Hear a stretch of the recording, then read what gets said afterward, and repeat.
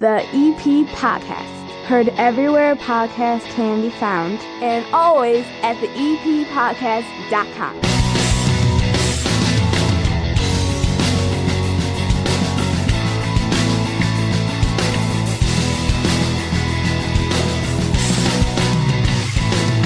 You're listening to the EP Podcast. Once again, you can get us on demand anywhere podcasts can be found, always on the eppodcast.com. Plus, we're on YouTube now. All the audio shows in audio form on YouTube, plus some videos. In fact, our guest this week, Village Trustee Carol Kyle, who will be on here in moments, a video version will be available later on this week. Before we get to her debut here on the EP Podcast, we have a couple of things going on. I'm sure you're well aware of them. First off, the Battle of Evergreen Park is coming in August. Last year, this was a contest between eateries, let's say, bars, restaurants, ice cream stores. The final was Rosangela's versus Wolf's Bakery. And I've pledged this year to kind of put everybody in categories coming out of the brackets that make sense. Like if you serve pizza, you're going to be in a pizza bracket. At the end, we will get to those weird matchups, but I got a great email this week from one of our listeners suggesting that we try to find a way to get non-eatery, bar, ice cream related businesses and whatnot, other small businesses, other local establishments in Evergreen into the contest. So I'm working on the bracket this week. First time in earnest, I'm sitting down looking at it, and you're welcome to give me your suggestions at theeppodcast.com. There's a contact form. There's a little microphone. You can leave me a message. But I am going to experiment with the idea of one side of the bracket or a section of the bracket being this new category. Now, my bold prediction is whoever wins that bracket, when they run into the bar, the restaurant, the pizza place, whatever wins the other side of the Battle of Evergreen Park, I think that group will beat the store. I just think people love their restaurants, their bars, their places they go and gather. I could be wrong, though. This is why I need a co-host. That search has also kicked off.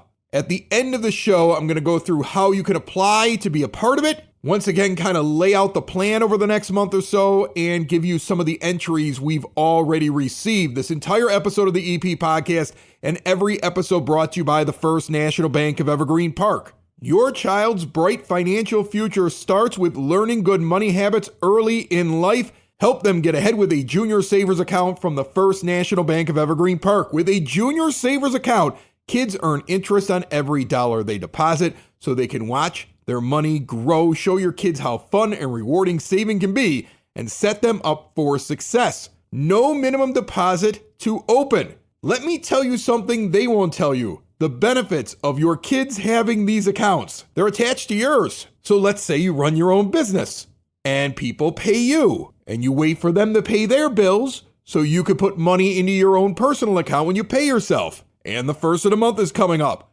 and it's a holiday weekend and you're short on something. You could take loans off your children and then just pay them back in 2 days when the money finally gets in your account. Not that I haven't done that at least 2 or 3 times this year. Not at all. If the 9-year-old ever finds out he's going to put an interest rate on me, stop in and see them at that iconic building at 95th and Pulaski, the First National Bank of Evergreen Park, member FDIC. Sitting down here at the 9-foot homemade oak bar, her first appearance on the EP Podcast. I always love when we get somebody new who has been listening to the show for a while, who's been on my wish list to talk to. Carol Kyle is one of your many village trustees. How are you, Carol? I'm very good, thank you. I'm glad for the invitation to see this beautiful bar you built. You're somebody that I have seen at so many different events, but because we haven't sat down and had the conversation we're going to have today, I'm always like, I don't know what to say to her. Like, I know your fellow trustees, right? Like Mark Marzullo, he's a talker. Right. Oh, definitely a talker. Gotta love that Mark, too. Yeah. Mark likes to talk. Mm-hmm. Okay, Norm's got a couple of jokes. Oh, right? Yeah, he's the best. Right, Walking with flags. Yeah, I mean, everybody that has come in and stuff like that, they all have their own personalities. Mm-hmm. I mean, you join Mark Phelan as a first-time EP podcast guest in 2024. Oh, because he hasn't done it. He hasn't done it, or he just did it. Just did it a couple of months ago. Okay, yeah, I'll be darned. Yeah, so I mean, so crazy. First off, What took so long? Just you I weren't don't sure know. about me? No, I wasn't, like you say. One of the time I remember meeting you was when you came over to the food pantry, and this That's was right. several years ago. Yeah. Like maybe around when you were just starting, and you supported us. Number one, I'm thinking, who is this guy? Who's John talking to?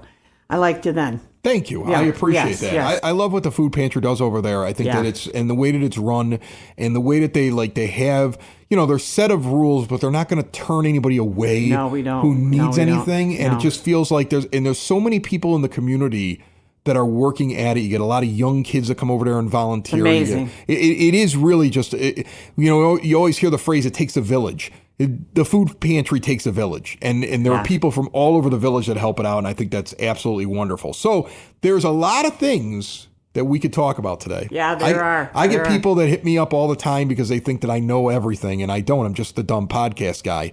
But you probably You're not have dumb. some answers for me. So, but before we get into those, Okay. a couple basic ones. Where in Evergreen are you?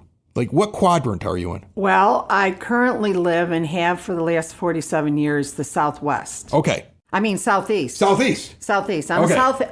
I was born and raised in Northeast on 87th and Mozart. Okay. Got married. When I got married, we bought our first and only house, our starter home, in the Southeast quadrant. My two children have chosen to stay in Evergreen, thank the Lord, and their homes are in the Southwest quadrant. So I've just about been in every quadrant, not necessarily living, but very active. And then, of course, the sports and everything else, they've been in the Northeast quadrant also, Northwest. Do you see the differences in the quadrants? Because I always say everything is pretty much the same, but everybody acts like this is my territory. Where do you live? I live over here. Oh. Like, I get that all the time. Well, it's kind of like parishes. Yeah. It's like parishes. I don't know. I think it's South Side. I don't necessarily think that there's difference with the quadrants and people. I'm from this quadrant, you're from this quadrant. I see a lot of community things because there's stuff on both sides, not only sports, but schools, activities. So, yeah, I don't see the big division, but people do say it. Like they say parishes. Well, I think what's funny is that there's been a push, I think, in the last 5 years to really unify everything. Now you see events happening over at Sexton Park that we probably didn't have as many of them going on over there. And everything used to always kind of sit on the other side of town. You see that even the summer concert series, it's moving. It has It's not moved. in one It has location, moved. which I think is It great. has moved. And But that's because of there is more space, like Sexton Park. Yeah. The park, of course, Sexton Park, it really is. Well, I like when it moves around. I do think that's too. the thing. I mean, you see things over at Yukich, you see things over at Sexton Park, you see things over at Klein Park or Circle Right. Park, whatever you want to call it. Right. And so I think that's great that it moves around. You became a trustee when? Because I believe you've been a trustee for a little while now. Oh, yeah. Yeah. I was appointed as a trustee in February of 1988. It was after my father passed away, Robert Norris, who was a trustee. And that's what Norris Field, that's who Norris Field is named after, Norris right? Field was named after my dad. Jim Sexton was a young trustee at the time, was very fond of my dad, and did his history and looked it up and saw everything that he had done. So as my dad was dying of cancer, my dad knew, thanks to Jim Sexton, that there was going to be a park named after him.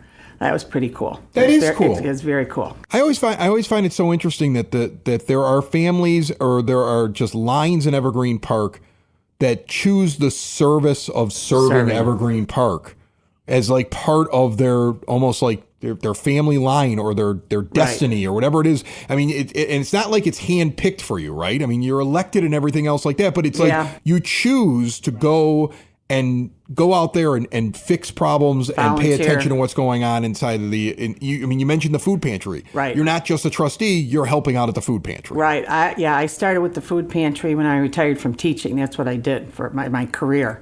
As far as Norris Field, I mean, I was young and I had two little ones, and they asked, I was a precinct captain, and I got a phone call one night and they said, would you be interested? And we would really like a woman trustee. Yeah. So this goes to show you, boy, back then, at that time, there was no woman trustee. So Are you the first? no. No. Okay. Jean Krupiak was the first. Okay. Yes. No, I was the second. So you get in there.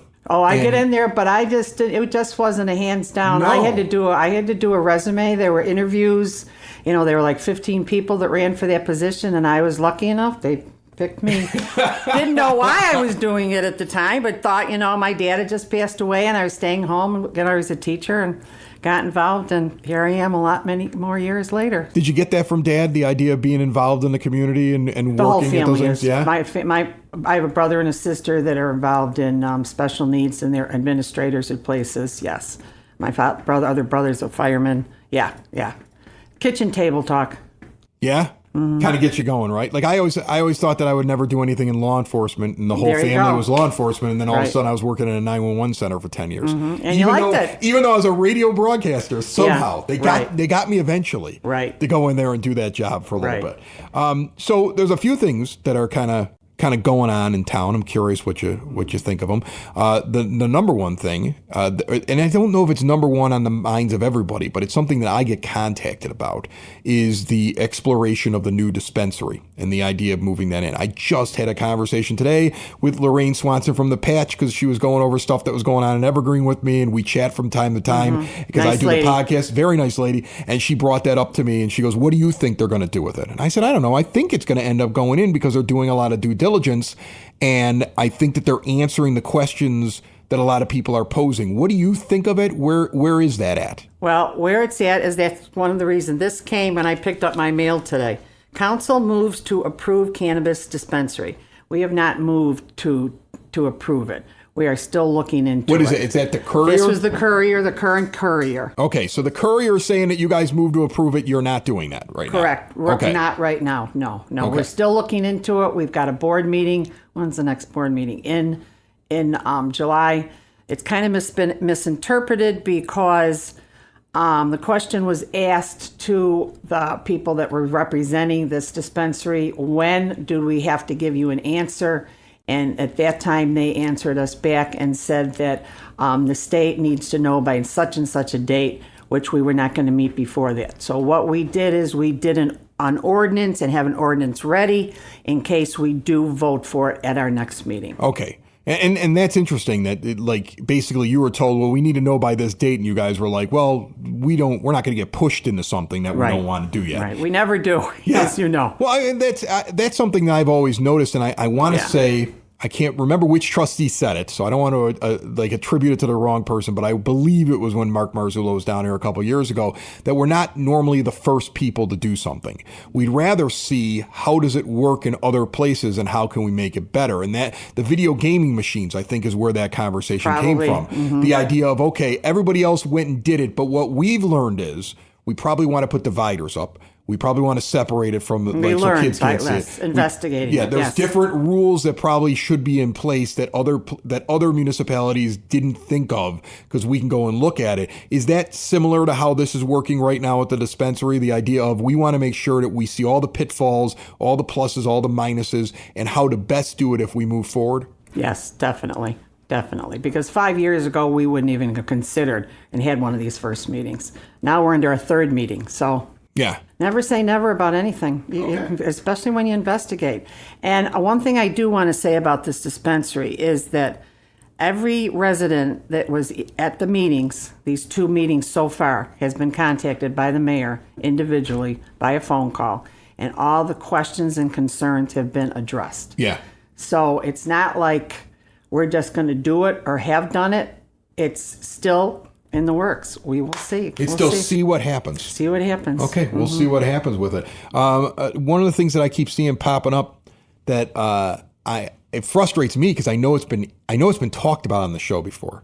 So it's like, well, they missed it on the EP podcast, so we'll give it another shot. Are the cameras, the license plate cameras that the police department is using? Now, the way that I remember this being described is that these cameras are set up at different entry points and in certain areas within Evergreen Park. But what they're really searching for is not running everybody's plate to find out does somebody have a suspended license or an expired tag. No. They're looking to see is a vehicle stolen, because most crimes that are coming out of the city They're getting a pattern where stolen vehicles are being driven into Evergreen.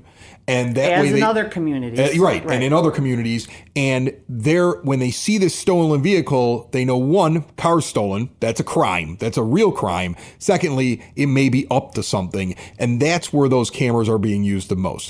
Do I have that interpretation correct? I think it's pretty darn close. I personally don't have the background you even have about. Well, they've been using these cameras. Like, Yes. I remember when I was a dispatcher, like 10 years Did ago. they call them the word flock? I don't know where that comes from. No, I don't know if they even call it that. That's But the I know manufacturer or what? they're installed on the front of police cars. Like most modern police cars now have these readers. So when the police officer's driving along, he doesn't have to take his hand and punch the plate. So the thing is, they used to drive along and look at a plate and go, huh, and they just punch in the plate. They do it all the time. Did not know that. Thank they you. always are Okay. always looking at plates, and they would punch in the thing, or they would come over the radio and be like, county, because I work for Cook County, run this license plate. They give the license plate, and I would run it, and I'd come back, and I'd be like, the plate's good. The person who's attached to it is good. Or I might come back and say, the plate's good. The person who's attached to it's wanted. Do you have somebody that fits this description driving the car? Like, this is the procedure. These are the kind of things that we would do. The police are always doing it. They've been doing that for decades.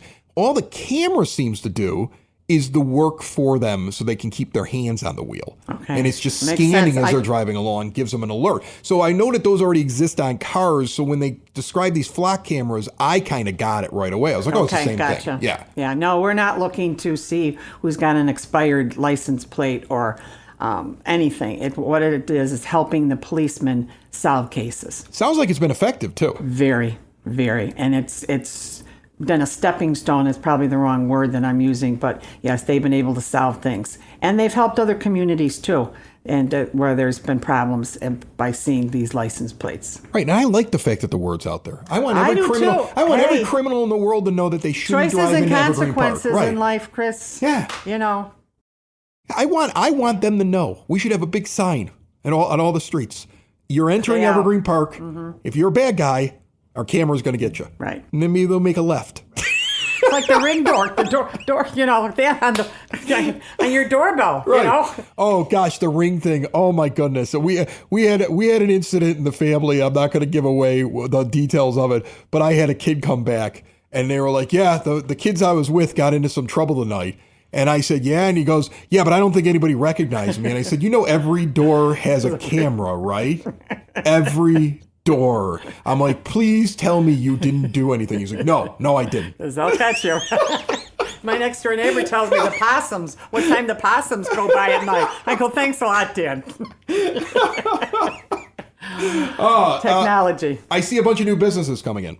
I see new They stuff are. coming in here. They come before us, Chris, and we pass or we don't pass the business license, but then they don't follow through with sometimes opening the business. So Yeah. I hate to even mention too many, and the names that, then there's a couple of them that look really good. I got educated a little bit by the mayor over the weekend of the Good. parade. I was talking to her about it. And Were you in the parade? The first parade was. that ran that I've all been in for how many years? That Really? rained? That Yeah. rained. Yeah, first one that ever rained, huh? Yeah, I was there. there. A little drizzle, but it didn't rain like it did on Friday. It was my first parade I was ever in. I always stand off to the side. okay. I always stand off to the side, and this one I Oh, so wanted you to be actually in. in. I was in this parade, and now I have ideas for next year. Next year I want to float where I'm pulling a band. I want to do something. Love bands. Yeah, I want to bring something with me next time on the parade. I already had the wheels turning when I was doing Good. it. But Good. one of the things I was talking to her about, and this is my theory. This is not hers, because we were chatting about this. My theory is that I'm looking at Chicago, which borders us now on three sides. Yeah, And- an island of Chicago. yeah, and I'm also looking at Chicago, what's going on in Chicago, especially in the service industry. I'm a big fan of breweries. I'm a big fan she's of been restaurants. trying? Oh, I know she has. I know she has. And my thing that I told her is I was like, I don't know, I'd watch out. You might have somebody knock on your door, I would think, because if you look right now, there's been some tax increases, some restrictions put on, some minimum wage changes for waitresses and things like that. And what I'm noticing is the Chicago places have had to raise their prices a lot more. And meanwhile, I'm seeing new businesses move in Blue Island, which is right on the edge of Chicago. Evergreen Park's getting new businesses. Like, if somebody's going to open up a place now and they want to be in this area, almost makes more sense to be in a suburban area right outside of the city limits than to deal with what the city has been doing lately with some of their restaurants. And that was my theory on it. And I would imagine that you guys are seeing, like, you're looking at these new businesses coming in and saying, hey, we may start filling up 95th Street real quick. Right, it'd be nice. Yeah. It'd be nice, yeah. Yeah, she's working on it. She's been trying. She's busy. She's busy. What's it like? What's it like with her as mayor? I know you had Mayor Sexton for a long time. I was with Vacco, and Mayor too. Vacco. So, like, I'm sure they all have their own personalities. Absolutely. But, like, absolutely. what's your take on our current mayor right now? Because I feel like she's super involved. Breath of fresh air. Little things like a fob, so I kept losing my keys to the village hall. This is what I want on the podcast. I wanted Carol Kyle, trustee, to be like, you know what? Until Kelly Burke got in here, I couldn't get into the village hall. I kept losing my key. Then I had to call Tom in the fire department and go, okay, Carol, I'll stop by with another one. She's a listener the way the other two were too. Even Vacco. She's good people. Yeah. She's, and I'm not saying it, but she is a woman, different point of view. Engaging, seems to know everybody. Everybody, Like, very positive, everybody. and doesn't and is calm, very calm, and thinks about things, and has no problem for my crackpot theories. When I sat there and I was like talking to her about that, she sat there and listened to it and gave me. She's like, well, these are these other factors that are going into it, and I don't know if it'll be as many that would move into Evergreen, but like you could see new businesses might consider. Like we had a whole conversation about it. She didn't just blow it off or nod at me. Right. She was like, no, let's get into it. Like, and she likes it. She was off the clock. To be engaged. It was after the parade. She was relaxing. She had her husband with her, the first gentleman sitting next to her, and she was like ready to gentleman. That's Well, he's in the same men's club as me, so that's what we all call him. There you go. Yeah. I know. It's hard being married to women that are involved. My poor husband. Besides the parade that just happened, what's your favorite event in Evergreen Park? I have to say besides the parade, because I know everybody's going to say parade. Because that's the thing. Everybody comes out there. We just had the show that came out where everybody I interviewed along the route was like, I don't care if it's raining. This is tradition. People are out there. That's their event. But is there anything else that you really like right now going on? Oh, I like the newest thing, and that's the picnic in the park with the truck venues. Yeah. That's new. And it'll be our third year, I believe, coming up, and it's happening again this year, right? Yes, okay. yes. And again, the Oktoberfest moving it over to Sex. What better venue than over there to have an Oktoberfest? Yeah. It's so that's being moved to Sexton. I didn't realize that yet. Well, didn't they move it last year or the year before? No, it was at Klein last year. Was it? Yeah. Okay, I was there. Okay, I did a Stein hoisting competition. Every year they ask me to stand up there and make a fool out of myself while they hold the steins out to see whether or not like they shake. And every year, everybody yells at me because I say that some guy's hand shook. Okay. And then his friends are mad at me because I have eliminated him. So last year I got the idea of picking two people out of the crowd to be the judges. Oh, so they could be mad at those people instead not of me. You. They were smart. They were smart. That's how I do it now. I must be thinking the Halloween. They moved to Halloween over there. That's what I meant. That's fine. Yeah. But I don't know. They sit back and think about. They have a lot of meetings. A lot of meetings to discuss all of this thing. It's a machine that kind of puts all this stuff together, isn't it? A lot of commities. A lot of committees, yeah. And the rec department. The rec department is the biggest that's very involved in it. And then if we didn't have our street department and our public works, we wouldn't be able to do anything. I mean, all those, they just mesh and they work together. I'm sure they're having the next meeting for the next parade already. I'm sure the date is already, and it'll be at the Village Hall, and you'll see them coming in with their notebooks planning next year's. That's awesome. Yes, it is. That's what I want. It is. Yeah, I like that. That's why you're here. If I go to a village board meeting, are you a big question asker or are you quiet? I'm one of the, Yeah? I'm a Mark Marzullo. Yeah. Not as much, but pretty close. Yeah. I dive in. That's awesome. Well, if you want to, it's every other week, the village meetings. You can go see Carol in action. And I really appreciate you coming down here and joining me on the podcast. Carol Kyle, one of our trustees, thanks so much. Thank you so much. I finally got to see the bar. I know. It's beautiful. You like it? I like it. Okay. I like it. Good. I'm very impressed. Thanks, Chris. I appreciate it. You're welcome. Thank you. Building relationships, supporting the community, and service. These are the things that Country Financial stands for. They're more than just an office you may pass by as you drive through Evergreen Park. They're neighbors who lend a helping hand and support the fabric of your community, including charitable organizations sports, financial education, and civic organizations. And since Country is already your neighbor, they want to get together and chat. Call your local Country financial representative, Mike Thauer, today at 708-425-1559 to talk about the things that are important to you and how he can help you protect them.